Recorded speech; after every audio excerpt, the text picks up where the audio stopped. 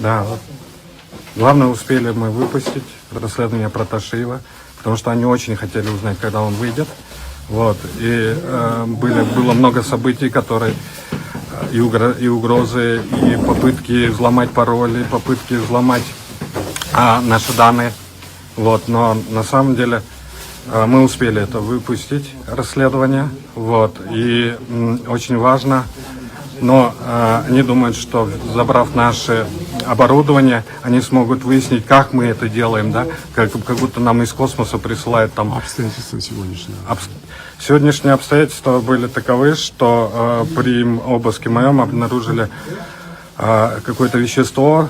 Когда они ворвались, они меня положили на пол, сверху на мне сидели 2 сотрудника. Вот.